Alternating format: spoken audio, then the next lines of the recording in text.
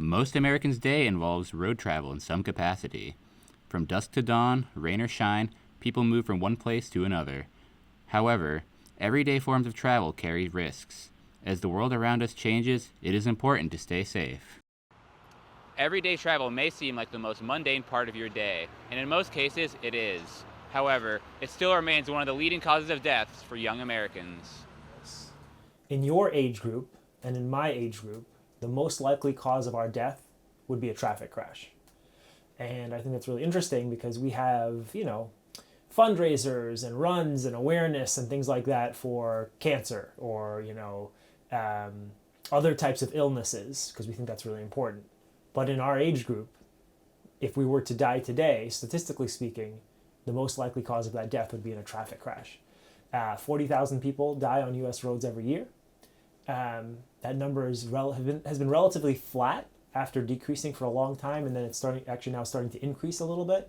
40,000 people is a lot, and so we need to do whatever we can to bring that number down. An accident can be attributed to a number of causes. A small amount are due to vehicle malfunctions, but most are because of driver error. This could be inattention, lack of sleep, or inability to adapt to hazards. One of those dangers being the weather.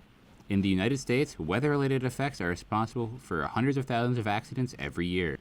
Unexpected changes in weather conditions are a leading cause of crashes. Drivers in states where weather is prone to rapid change, like Pennsylvania, should be extra mindful of weather conditions. Scientists around the globe are researching new road surfaces and how they are impacted by precipitation. One of those projects is taking place in our own backyard.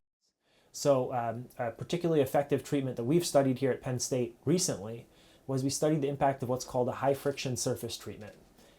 Basically, it's like a coating that we put on the roadway surface that increases the friction between the tire and the road, so that particularly when you're cornering, like on curves or something like that, or trying to stop in the short distance, the more friction that you have, the better maneuverability and the more quickly you can stop. That high friction surface treatment, what we found, the study at Penn State, we found that it can reduce the number of crashes by something like 50 to 60%. So it's very, very effective. It's also very cheap to put in. And so we should put it in a lot of different places. This treatment proves effective in rain and snow, and the research shows it can make our roads safer. New surfaces aren't the only way to protect drivers. One method to keep safe is to stay advised on the weather. Check the forecast before departing so you aren't caught off guard, and pay attention to any warnings you receive on your phone.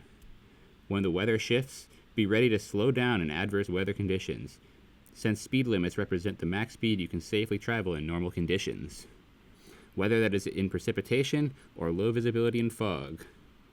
Travel is a driving force in our day-to-day lives, and staying in tune with the weather can make for a safer ride. For Weather World, I'm student meteorologist Eric Zack.